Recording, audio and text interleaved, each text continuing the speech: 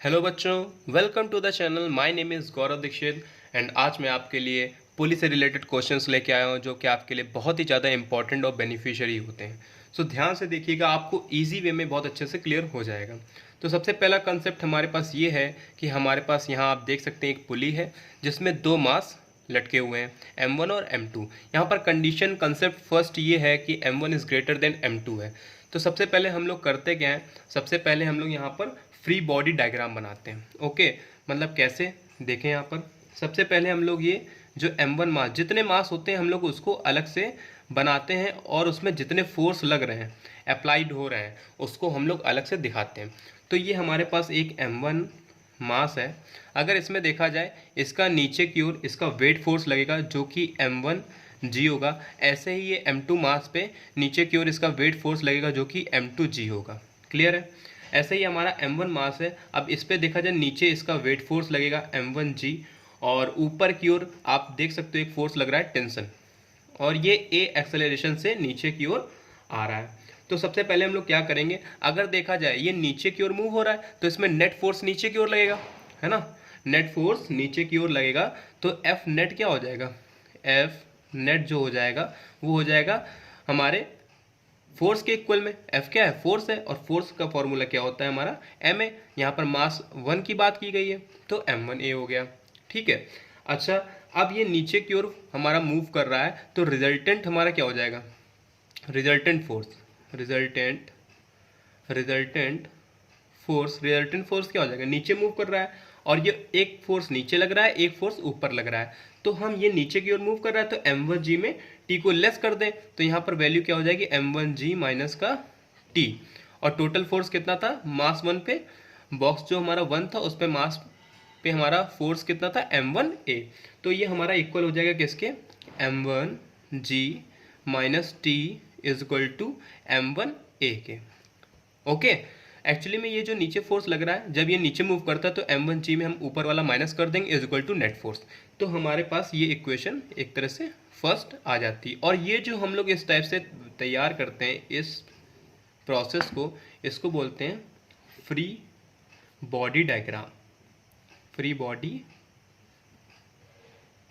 Diagram. तो इस type से हमने ये मास M1 के लिए कर लिया। अगर हमको अब M2 के लिए करना है तो M2 के लिए हम लोग क्या करेंगे, M2 बॉक्स को हमने ऐसे फिर से ड्रॉ कर लिया। इसमें नीचे की ओर जो फोर्स लग रहा है वो है हमारा M2G, और फिर से अगर देखा जाए इसमें ऊपर की ओर टेंशन फोर्स लग रहा है। बट अगर आप देखेंगे ये मास नीचे आ रहा है तो ये मास कहाँ जाएगा, ऊपर की साइड।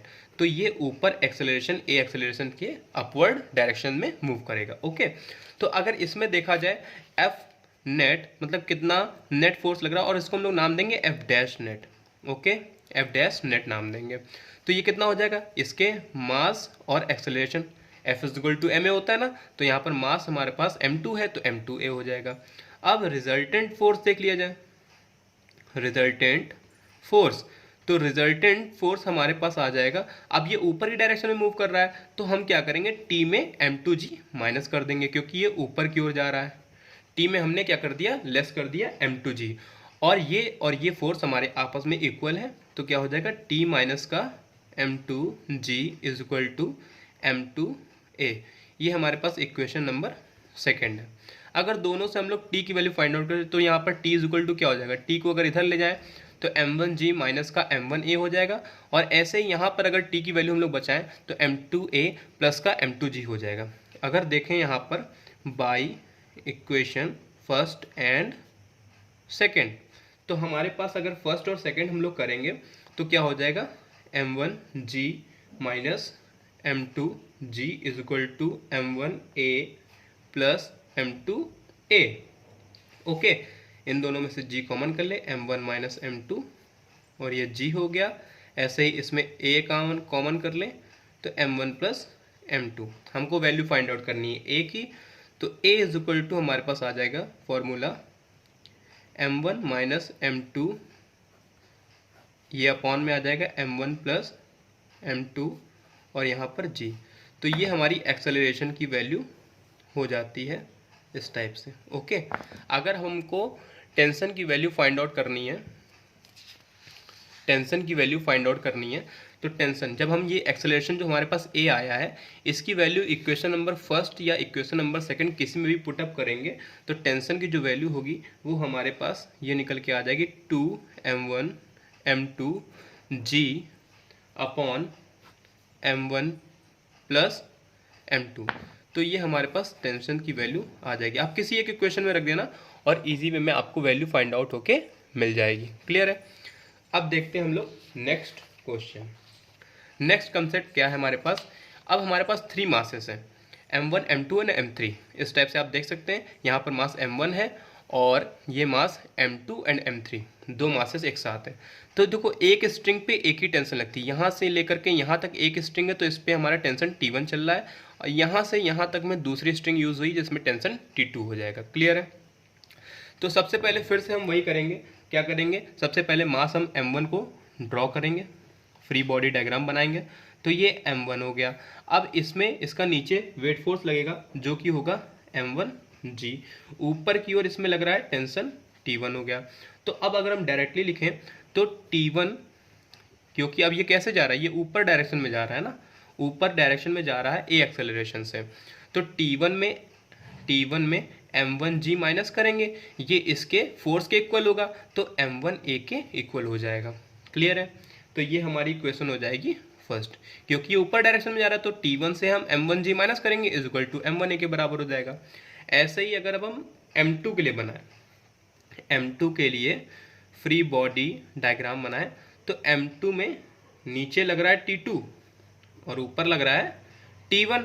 तो अब यहाँ पर अगर देखा जाए, अब देखिए, और ये डायरेक्शन किस डायरेक्शन मूव कर रहा है, इधर से ये नीचे आएगा ए एक्सेलरेशन से, ये ए एक्सेलरेशन से नीचे आ रहा है। तो आपको सब बनाना होता है। तो देखो ऊपर कौन कौन से फोर्स लग रहा है, T1 लग रहा है, नीचे की ओर फोर्स लग रहा है वो तो हमारा m2a हो जाएगा। इस पे जो फोर्स लगेगा, मेन फोर्स जो F नेट लगेगा वो m2a हो जाएगा। ठीक है। अब ये नीचे की ओर आ रहा है तो T2 में, T1 में, और एक फोर्स इसमें और लगेगा जो कि होगा हमारा वेट फोर्स, इसका वो हो जाएगा m2g। तो नीचे 2 फोर्स लग रहे हैं और ये डायरेक्शन में जा रहा है कहाँ, नीचे की ओर जा रहा है।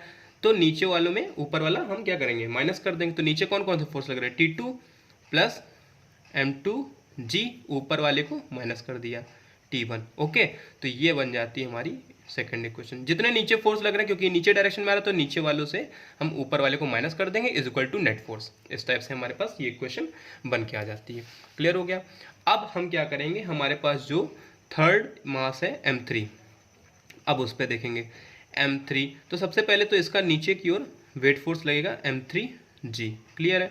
ऊपर की ओर इसमें T2 लग रहा है तो यहाँ पर हम T2 ऐसे लिख देंगे। क्लियर है। और ये ए एक्सेलरेशन से नीचे आ रहा है तो देखो नीचे आ रहा है m3g में हम T2 माइनस कर दें क्योंकि ये नीचे आ रहा है is equal to net force m3a।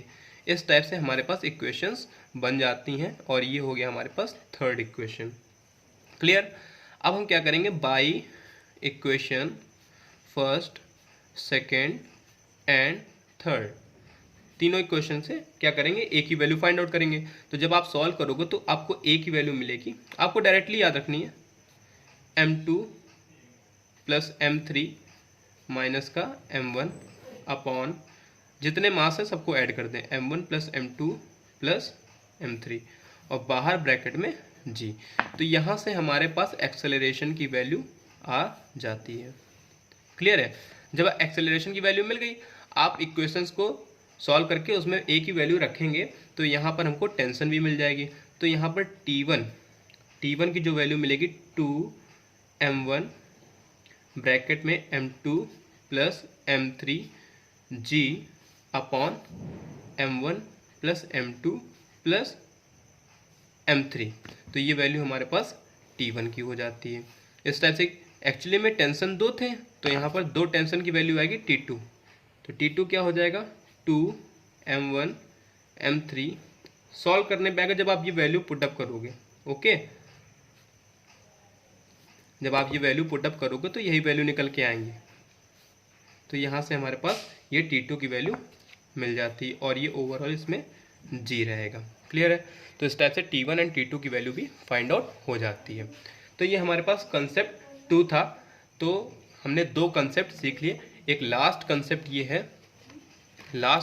ये है कि अब हमारे पास एक पुली है, ठीक है, जो कि एक टेबल है उसके कॉर्नर पे बंधी हुई है। इसमें दो मासेस हैं, एक M2 और एक M1 इस टाइप से, जो कि यहाँ पर एक टेबल पे रखा हुआ है। M2 और M1 स्ट्रिंग से लटका हुआ है।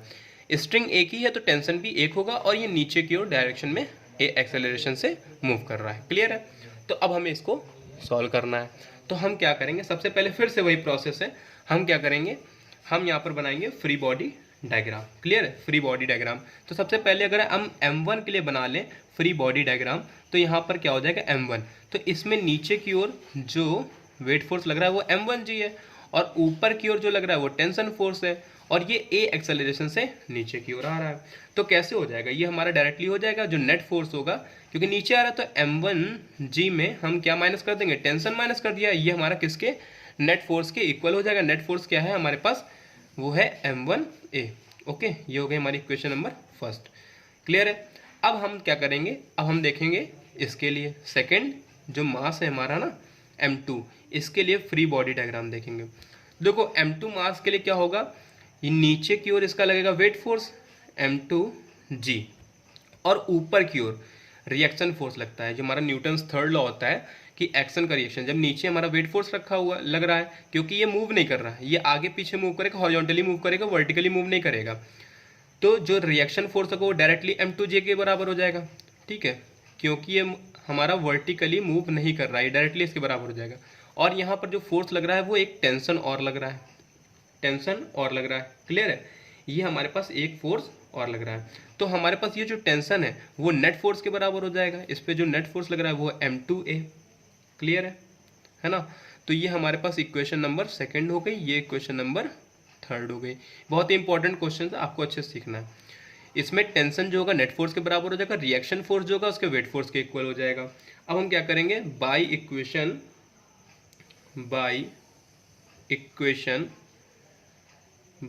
इक्वेशन फर्स्ट एंड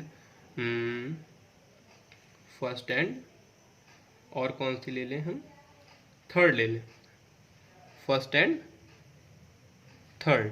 क्लियर है? फर्स्ट एंड थर्ड इक्वेशन ले लें। इसको जब हम सॉल्व करेंगे तो क्या हो जाएगा, फर्स्ट ली है हमने, ये वाली ली है और ये वाली ली है, तो दोनों में टेंशन है ना, इस चक्कर में लिया है।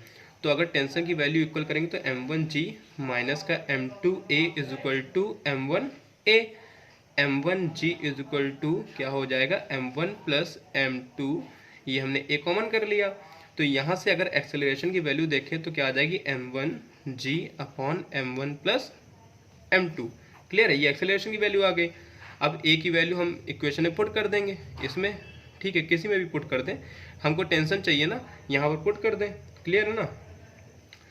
तो A की वैल्यू हमको अगर पुट करेंगे तो यहाँ पर टेंशन की वैल्यू क्या फाइंड आउट होकर मिल जाएगी, M1 M2 और ये G upon M1 plus M2। Clear है? तो ये हमारे इस टाइप से ये एक्सेलरेशन एंड टेंशन की वैल्यू फाइंड आउट हो जाती है। जब आप A की वैल्यू किसी एक इक्वेशन में रखोगे, आप A की वैल्यू उठा करके इक्वेशन नंबर फर्स्ट में रख देना। क्लियर है? A की वैल्यू कहाँ रखेंगे, इक्वेशन फर्स्ट में, तो टेंशन की वैल्यू हमारे पास ये फाइंड आउट होके मिल जाएगी। क्लियर हो गया आपको? अच्छे से इसको समझ लीजिएगा। तो आज के लिए इतने ही रखते हैं, बाकी लाते हैं आपके लिए नेक्स्ट वीडियो। सो तब तक लिए अच्छे से पढ़ते रहें।